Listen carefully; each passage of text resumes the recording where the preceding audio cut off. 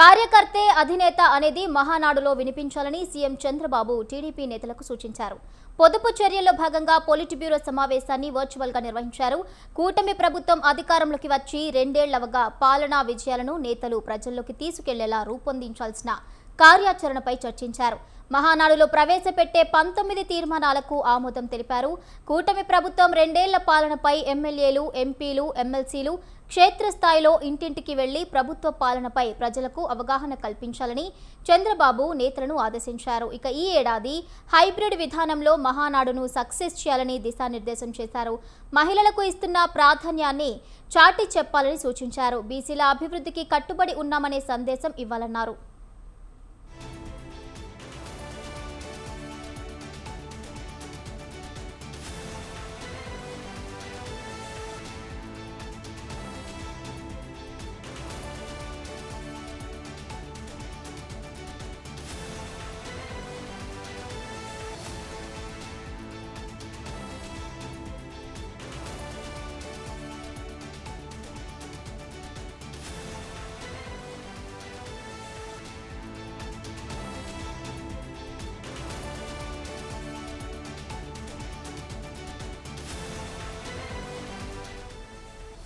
కార్యకర్తే అధినేత అనేది మహానాడులో వినిపించాలని సీఎం చంద్రబాబు టీడీపీ నేతలకు సూచించారు.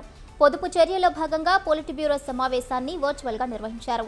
కూటమి ప్రభుత్వం అధికారంలోకి వచ్చి రెండేళ్లవగా పాలనా విజయాలను నేతలు ప్రజల్లోకి తీసుకెళ్లేలా రూపొందించాల్సిన కార్యాచరణపై చర్చించారు. మహానాడులో ప్రవేశపెట్టే 19 తీర్మానాలకు ఆమోదం తెలిపారు.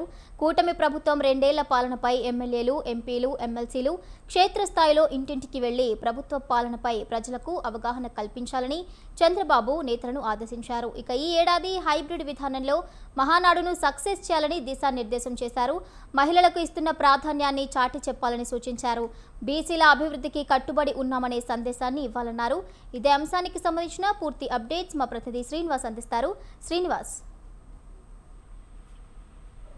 భవానీ, ముఖ్యమంత్రి చంద్రబాబు నాయుడు పొలిట్ బ్యూరో సమావేశంలో వర్చువల్ గా హాజరయ్యారు. అయితే మహానాడు కోసం తెలుగుదేశం పార్టీ సర్వం సిద్ధం చేసుకుంటుందని, ఇది సర్వం సిద్ధం చేసుకుంటుంది అమరావతిలో అని చెప్పనే అంశాన్ని ఈ వేదిక అంటే ఈ వర్చువల్ మీటింగ్ ద్వారా మరొకసారి ఉత్పన్నమవుతుంది. ఇప్పటి వరకు నెల్లూరులో మహానాడు పెద్ద ఎత్తున నిర్వహించాలనుకున్న 3 రోజులు నిర్వహించాలనుకున్న నేపథ్యంలో పొదుపు అనే ఒక అంశాన్ని దృష్టిలో తీసుకోవడం, ప్రస్తుత ఆర్థిక వ్యవస్థల్ని గాడిలో పెట్టేదానికి ప్రభుత్వం అంటే కేంద్ర ప్రభుత్వం చేస్తున్నటువంటి సూచనల్లో భాగంగా మహానాడు వాయిదా వేస్తున్నట్టు కూడా ప్రకటించారు. సో అందులో భాగంగానే వర్చువల్ గా హైబ్రిడ్ విధానంలో కూడా దీన్ని మహానాడు నిర్వహించాలంటూ కూడా ముఖ్యమంత్రి చంద్రబాబు ఆదేశాలు జారీ చేశారు. దానికి సంబంధించి పొలిట్ బ్యూరో సమావేశాన్ని కూడా ఈ రోజు ముఖ్యమంత్రి చంద్రబాబు నాయుడు వర్చువల్ గానే అటెండ్ అయ్యారు. అయితే తాజాగా ఈ సమావేశంలో పార్టీ భవిష్యత్తు కార్యాచరణపై చంద్రబాబు నాయుడు కొన్ని దిశానిర్దేశం కూడా చేసినట్టు తెలుస్తుంది. అయితే 19 అంశాలు తీర్మానాన్ని తీసుకొచ్చారు. అయితే మహానాడులో ప్రవేశపెట్టబోయేటువంటి 19 కీలక రాజకీయ ఆర్థిక తీర్మానాలకు సంబంధించి పొలిట్ బ్యూరో ఏకగ్రీవంగా ఆమోదం తెలిపినట్టు కూడా తెలుస్తుంది. అంతేకాకుండా మొదటిగా అంటే ప్రతిసారి కూడా పార్టీకి నాయకుడు లేదా పార్టీ అంటే కార్యకర్తే అధినేత అని ప్రతిసారి కూడా మహానాడు వేదిక కూడా స్పష్టం చేస్తూ ఉంటారు. అయితే ఈసారి ఈ మహానాడు వేదిక మీద చాలా స్పష్టంగా కనిపించాలంటూ కూడా ముఖ్యమంత్రి చంద్రబాబు మరొకసారి దిశానిర్దేశం చేసినట్టు తెలుస్తోంది. అంతేగా ఈసారి మహానాడులో కార్యకర్త అధినేత అనే నినాదం స్పష్టంగా వినిపించాలని చంద్రబాబు చంద్రంగా స్పష్టం చేశారు. అంతేకాకుండా పార్టీ విజయంలో కార్యకర్త శ్రమను ప్రధానంగా ప్రొజెక్ట్ చేయాలని కూడా ఆయన సూచించినట్లు కూడా తెలుస్తుంది.